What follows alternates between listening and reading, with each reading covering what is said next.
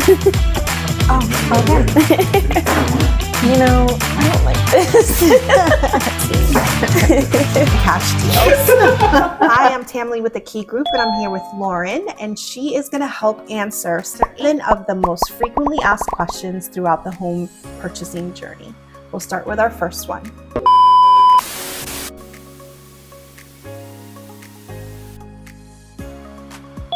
What is the first thing a buyer has to do in order to purchase a home? One of the first steps in the home buying process is going to be to choose your realtor. Choosing your realtor is going to be one of the most important steps because you want to make sure it's a great fit for you and your family. They're going to be your biggest advocate, negotiator, and cheerleader in this process to make sure that it is a stress-free experience. And secondly, you want to make sure that you have that financial consultation.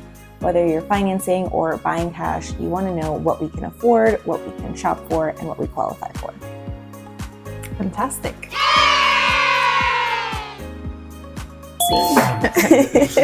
A second frequently asked question that we get is, how much can I afford? Affordability is a great question, and it's going to vary on a few different things. So it's going to vary on our income, on our on our debt to income ratio, on our credit, as well as current interest rates. Those are all major points on what you can afford, and that's why it's so important to have that financial consultation so that you know exactly where you land. Another question is 20% required when purchasing a home, 20% down payment? That's been a big myth for a while and has scared people away from the home buying process, but now there are 100% financing options, or as little as a 3.5% down payment with an FHA loan. Awesome. How long does it take to purchase a home? That also varies on a few different things. If we are looking at a resale, if we are talking about from the day of consultation to close, we could be looking at about a 90-day process. And if we are building something, it could be anywhere from 60 days to 12 months, depending on the builder. So the question here is, what's the difference between pre-approval and pre-qualified?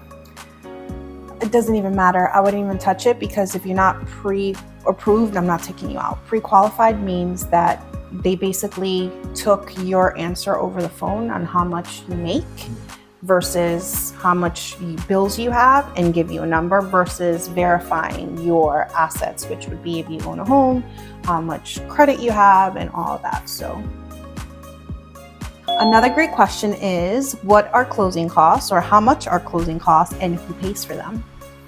Closing costs can vary from 2 to 6% of the purchase price of the home, and who pays for them can also be negotiated.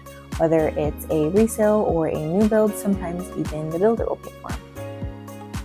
And that's why it's super important to work with a realtor so that they can go and negotiate on your behalf to the seller, owner of the home, or with the builder. It depends on the type of financing. It depends if the seller's contributing, but you're always looking anywhere between 3 to 6% additionally from your down payment. 3 to 6% of the purchase price? 3 to 6% of the purchase price in closing costs, which could be like your prepaids, your fees to title, all of that. All the fees associated with purchasing, taxes, insurance, and all of that that's collected. Another great question we get asked is, what do we look for during a home inspection? There's a few things that you're going to want to look for. You want to look at the structure of the home, the roof, electrical, plumbing, HVAC, appliances. You are going to get a copy of a detailed report from a licensed professional. Hopefully that comes highly recommended. And depending on the findings of that report, we can negotiate some things on the terms of the contract. Depending on the terms of the contract. Yep, correct. Depending on how you wrote up that offer, any repairs can be negotiated on your behalf. How do I make an offer on a house? How do we make an offer on a house? To make an offer on a house, work with your real estate agent to determine a competitive offer price.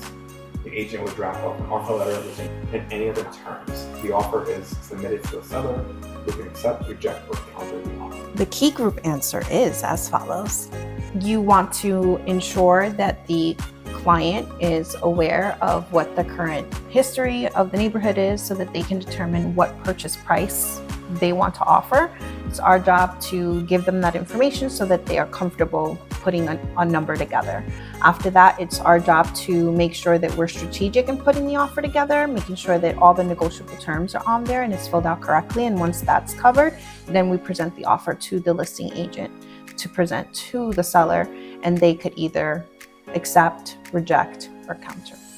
But focus on making sure that you're providing the client with the information as far as like comps are concerned, what's the activity in the neighborhood, give them a range, because at the end of the day, they need to be the ones comfortable. You're guiding them to what that purchase price needs to be, and then negotiate the additional terms within the offer so they can get it accepted. Perfect.